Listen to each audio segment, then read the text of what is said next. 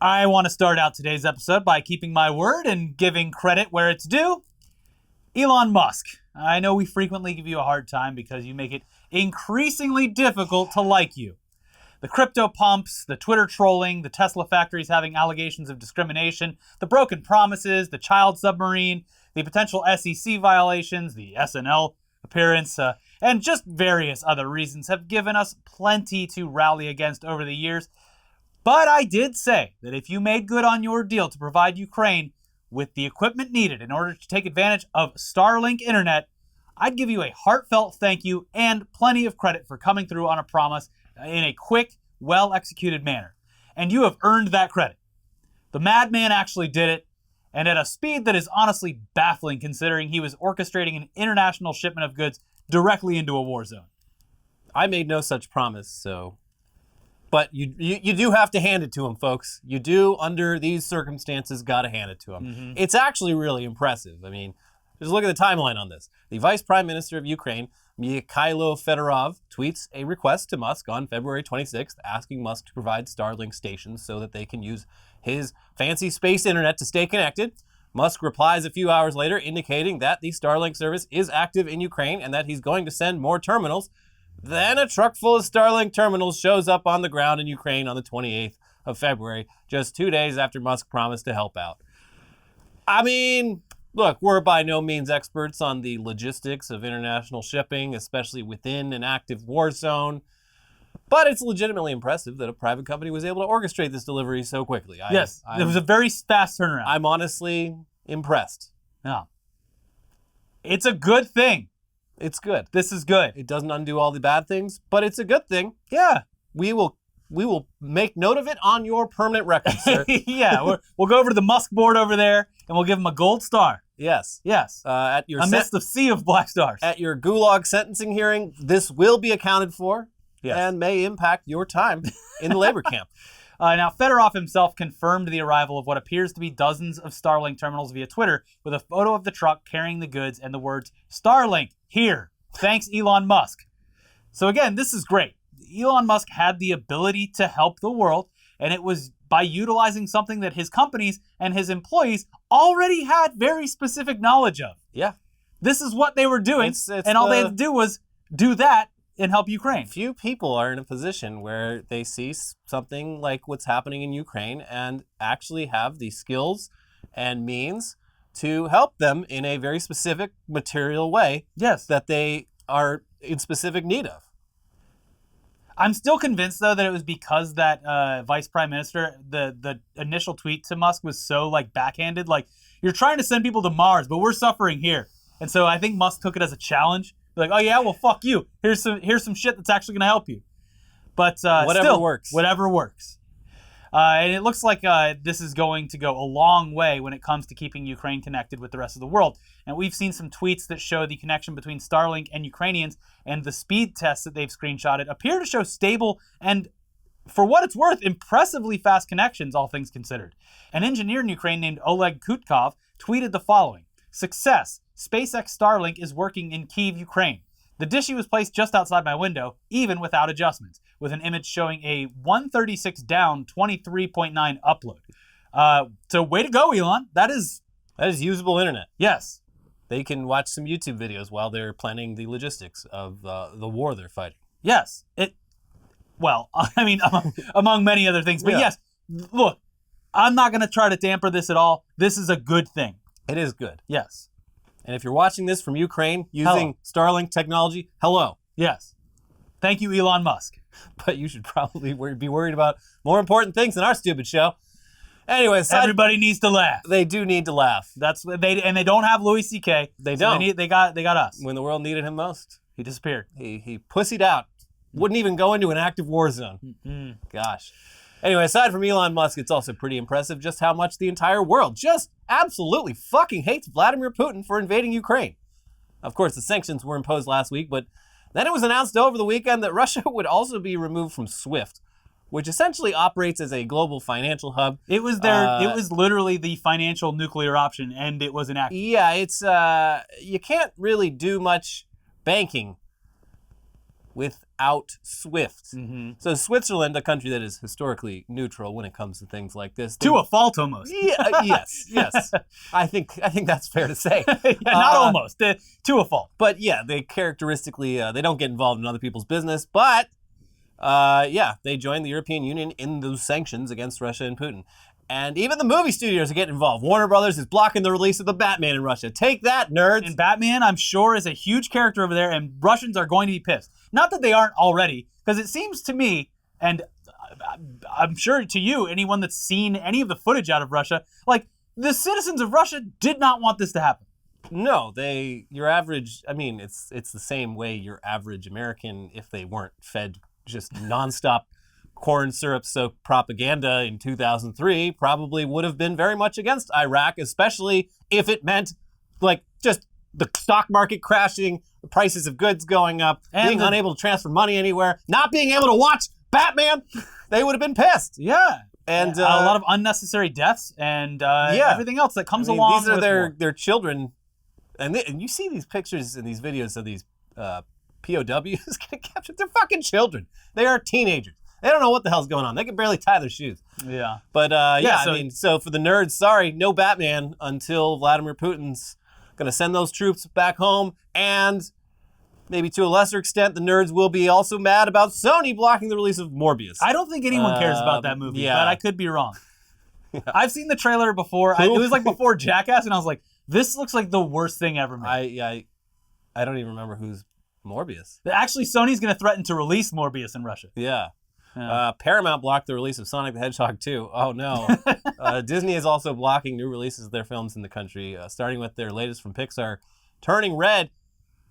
I mean, listen, this puts every company that does international business in a bind. I get it. Like, yeah, they have to do something or they're going to look like if you accept any money from a country currently in an aggressive, offensive invasion of another, there are ethical concerns, but it is funny. It's like, oh, well, take that. You're not getting the new Pixar. I did see a tweet that was like, it was like about the Paramount stopping Sonic, and it was like a quote tweet, and it was like, this might actually work.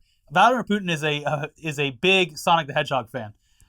So. Yeah, I believe he is. Mm-hmm. He doesn't have a cell phone. Barely touches a computer, but he loves Sonic the Hedgehog. Yeah, Paramount's going to release it, but with the old teeth. Yeah, that's what you get. You can get the new Sonic when you behave yourself. Exactly. So YouTube started demonetizing channels on its platform that are run by Russian state media, with Google stating the following regarding that decision. In response to the war in Ukraine, we are pausing Google monetization of Russian state-funded media across our platforms. We're actively monitoring new developments and will take further steps if necessary.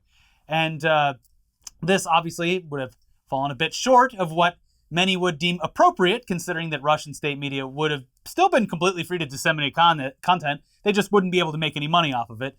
But Google actually did take things a step further on Tuesday of this week by outright banning channels like Russia Today and Sputnik. So before, it was just like, don't worry. Demonetized. It's like, I don't think that matters to them. What matters is the propaganda. Yeah. I'm sure the money helps, but yeah. Anyway, DirecTV seems to be doing a clean sweep of all their misinformation categories, announcing they'd be dropping One American News a few weeks back before all this, and now officially removing Russia Today from its lineup, effective immediately. Canadian cable TV stations have also pulled the channel from their lineups. Europe, the EU, announced a ban on all Russian state-backed channels, and that's like effective immediately, just poof, gone. Visa and MasterCard also announced this week that they've both blocked Russian banks from their networks, while also committing $2 million towards humanitarian relief funds for Ukraine. That's a pretty big one. It's like, and that's one where it's like, okay. Also, it's probably bad that there's two companies that are in charge of all credit payments in the world. But hey, this time, okay, sure. Yeah. But hey, what about cryptocurrencies like Bitcoin? Well, it appears as though cryptocurrency might be the one way that Russia can completely sidestep these sanctions, because the entire point of crypto is that it's decentralized and has no authoritative body, though there are a few exchanges who have committed to blocking specific accounts related to the sanctions, most notably Binance. while others and the crypto evangelists all grapple with the moral dilemma of attempting to remain neutral for the sake of the entire idea behind cryptocurrency. Yeah. It is a strange fight that's happening on Twitter when you go look at, I believe it was the CEO or founder of Kraken, was just like, I'm only going to do it if there's a legal filing that says I have to. And then it's just a bunch of people being like, don't you dare. I will never use your platform again if you block any transfer of cryptocurrency to Russia or any Russians, because the whole point is that this is decentralized. So doing anything to stop it ruins the entire aspect of it. But it's not really. The blockchain's decentralized. But all these companies all are the not. exchanges very much centralized. Side note, I read a really good article by a very smart person about what Web3 is and why they're skeptical of it. And it was just like, the whole idea of decentralization, we saw that with Web 1, and there's a natural movement towards centralization because people don't want to like host their own fucking email server at their house. They want someone else who's better at this to handle things for them. And that is all quickly happening in crypto, and it's very centralized with Binance and Crypto.com. Because it's easy. Yes. And that's what humans want. Yes. Especially if this is like what we're going to be using as money. Yes. Yeah. Anyways, as far as an update for what's going on in Ukraine as we speak, again, it would be impossible for us to maintain any kind of up-to-the-minute coverage of this because we're seeing everything the same way that you are. But the biggest update seems to be that Russia is attempting to close in on Kyiv and was, as recently as Monday and Tuesday, actively bombing Kharkiv, a Ukrainian city close to the border of Russia. Yeah. Though, anyways, everything we've seen online, it appears as though Russia's troops on the ground seem to be confused as to what they're even doing there. They sent the B squad. Yeah, or what they're even trying to accomplish. There's a lot of talk about they weren't aware. They thought they were doing drills. The drills, and they're like, all right, go in. And like, I don't know how this is possible unless the 3 weeks or whatever that they were just across the border, like they didn't have access to the media. Well, like, what media did they have access to? That was, I mean, even like the days before the actual invasion, Putin was like, no, we're calling them back. The drills are done. I guess. And so it's like, it just seems very strange that I'm pretty sure the Russian military are getting their news from one source. Yeah. So that's embarrassing. Look, they very out of the loop. I'm sorry, I didn't know. Yeah, you see the videos of them being captured, and they're like, I have no idea what I'm doing here. Yeah. I'm completely, it's weird. It's weird seeing it. It's all very strange. Since the invasion started, there have been multiple reports of captured Russian soldiers who claim to have no idea what's going on, and also just little to no motivation to actually be there fighting for Putin. The Russian people are also actively protesting the invasion on the streets of Russia, despite the very clear threat of arrest by their government. And even some of the wealthiest Russians have come out against this act of aggression. This is interesting. And it's almost certainly because they're getting hit in the wallet because of all of this. Yeah, this is unusual. You got these oligarchs actually voicing a little bit of dissent. Probably very happy with the way things were going with their lives. And then, I mean, yeah, the situation was fucked, but it was fucked in their favor. Yes. And now, me reaping. Hell yeah. This rules. The entire world's focus is all about Russia right now, and ain't good. Yeah. Yeah. As for the Ukrainians on the front lines, a journalist for Reuters who's on the ground covering the war for the outlet did an AMA on Reddit on Tuesday. Here's some takeaways from that. So morale is very high amongst Ukraine defenders. Average citizens are worried for their safety, but also angry and defiant. He also indicates that despite the images we all see of people fleeing the country, the vast majority of Ukrainians are staying put. Internet access is still fine, though patchy, and Ukrainians can and are reading and seeing all of the support from around the world, and that it's a source of great comfort to them, and that every Ukrainian that he's spoken to knows the world is with them. So, yeah, it's good. So, I'm sorry for making fun of the little flag emoji that you put next to your username. You're helping. And I'm not. And the Putin's mom lady helped too. Yeah, she did. They all needed a laugh. They loved that over it. It didn't kill over here. People were confused by it, but in Ukraine they were like, "Yes, she's right. I wish she had been." She is there, David Hasselhoff dancing on the wall. Yeah, she will be arriving by plane to Ukraine when this is all about, like right before it's about to end. There she is. She's gonna put a flower into the gun. Yeah. So we're all looking forward to that, of course. And I love that anytime anything bad happens now, in America, it's always just like, if I was this person's mother. Yeah, I Things wish would I have been was your mother. Yeah. Regarding the optimism from Ukraine for Ukraine holding their own against a military power like Russia, quote, hard to tell at this time. There seems little doubt that the invasion has been tougher than Russia expected, but some military analysts are cautioning against optimism. Russia has a lot more firepower at its disposal. But he added in another response further down the chain that, quote, it seems clear that the Russian military were unprepared for the ferocity and rigor of the Ukrainian response, and the Russians are up against an opponent that is brave and highly motivated. It also probably doesn't help that Russia may have had their plans exposed by their doofus neighbor and ally, Belarusian President Alexander Lukashenko, who appears to have accidentally shared a map of Russia's invasion plans, which appear to involve an invasion in Moldova. Yeah, this map is pretty wild. This is like, it's like several stages past where we are now. Like, this is long term and stuff. He's just like, here you go. Have a look, y'all. Yeah. Here's some more from The Hill. Lukashenko, a close ally of Russian President Vladimir Putin, was reportedly addressing his Security Council Tuesday while standing in front of a battle map of Ukraine. The map appeared to show troop movement plans and infrastructure targets in Ukraine, as well as targets in Moldova's breakaway region of Transnistria. Some of the Russian lines of attack in the map have already taken place, while others are yet to occur, including an incursion into Moldova, a former Soviet country and Ukraine's neighbor to the south, from the port city of Odessa. So, like, just comically dumb. Yeah, it's almost like that's got to be a decoy map. No one would be that stupid, right? So all in all, it appears as though Putin vastly underestimated the international response to this invasion, overestimated the readiness, willingness, and resolve of his ground forces, while also overestimating the intelligence of his allies. Yeah. So we hope that all this is the biggest mistake that Putin has ever made and that things can be resolved quickly, with Putin falling completely off the world stage, returning to his home planet. Yes. And the apparently his home planet of Jupiter. Yeah. Which the vice or the guy that asked like Elon the Musk, vice prime minister of Ukraine, was like, now we all want to see Putin dead. We know that. Yeah. But what if we send him to Jupiter instead? And it's like, the website is like a Putin floating in a rocket ship. Yeah. And the donations, they obviously don't go to send Putin to no, Jupiter. They're just for aid. But it's for aid, but it's like such a weird... It is like okay, we got a little extra time to web design this and plan out, maybe some concepts, get a little high concept with it.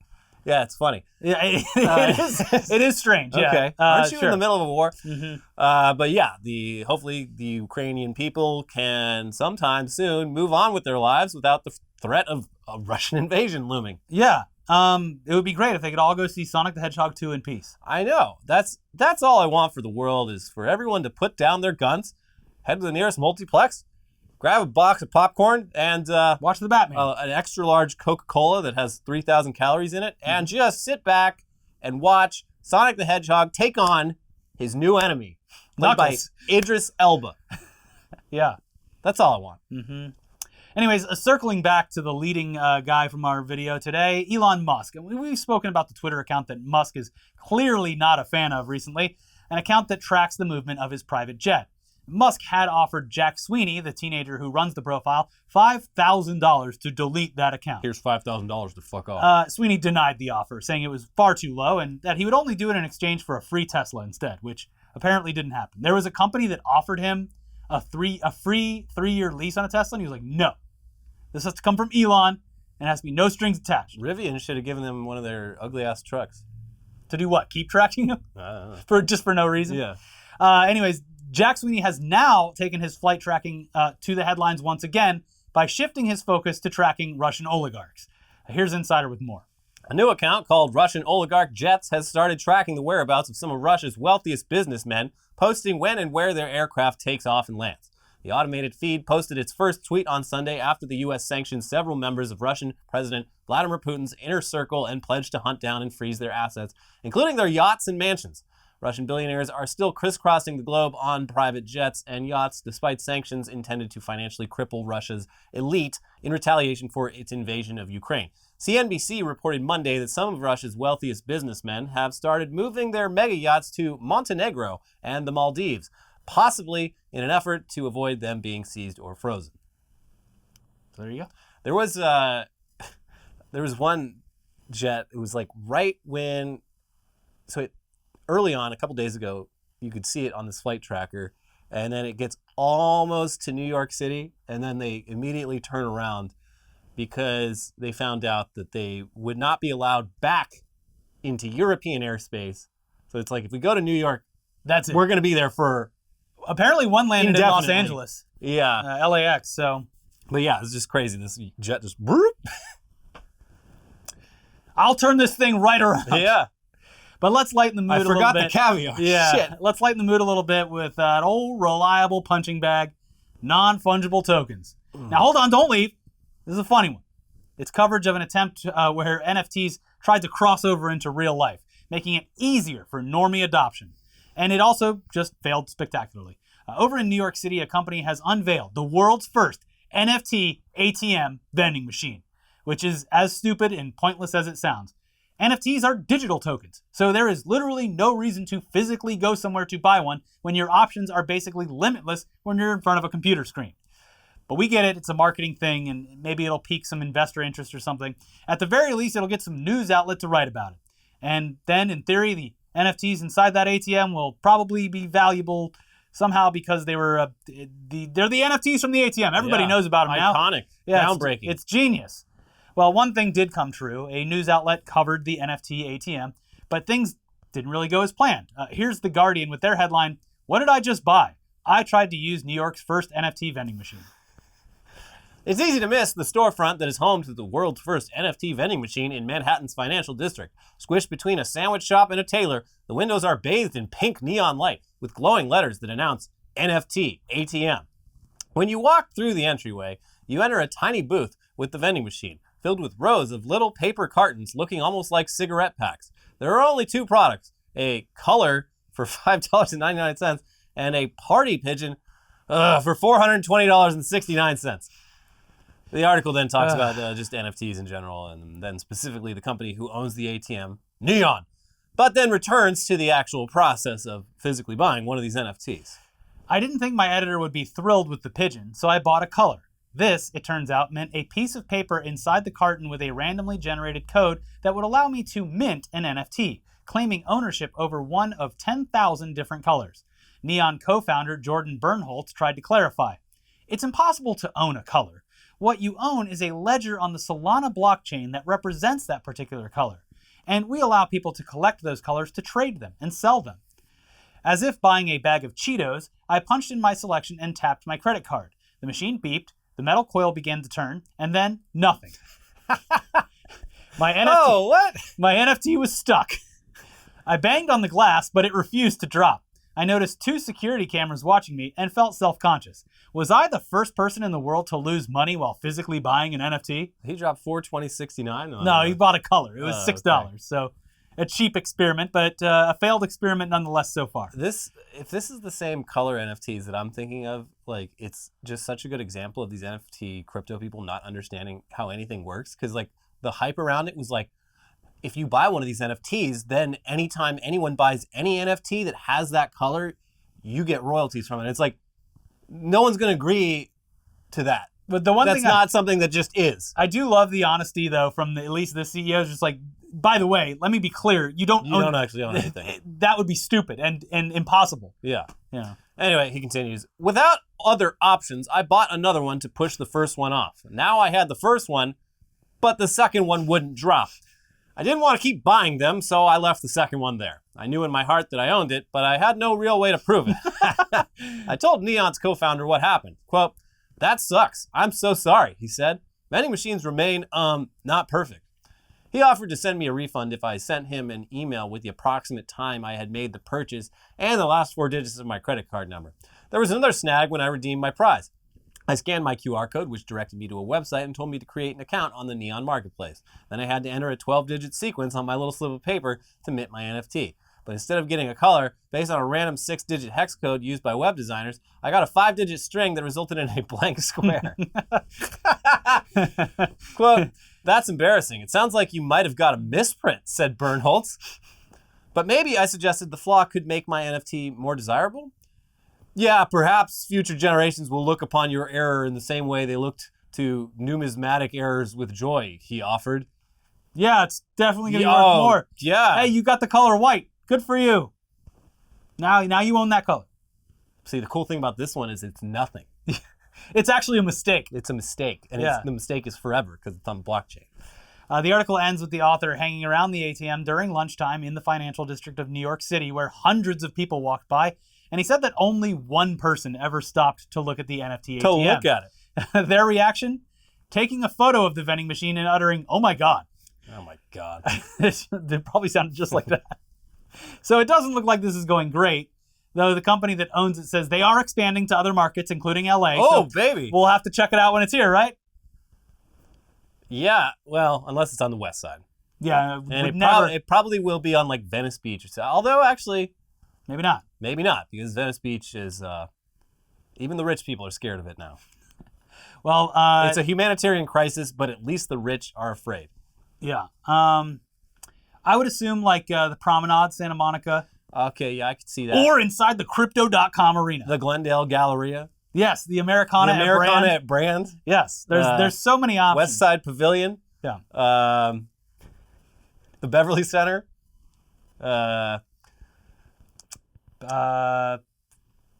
Fashion Square, is that a mall here? No, that's Orlando. Fashion Island in Newport Beach. Oh, if we were talking about malls in Orange County, you got The Spectrum. South Coast Plaza. Put it in the Spectrum. Tustin Marketplace, the Block at Orange, Main Place, which actually it's called Westfield Santa Ana now, but it used to be called Main Place. Spectrum down in Irvine. The Irvine Spectrum. There's so many malls. Southern California, what do we love? We love malls, folks. We love our malls, don't we?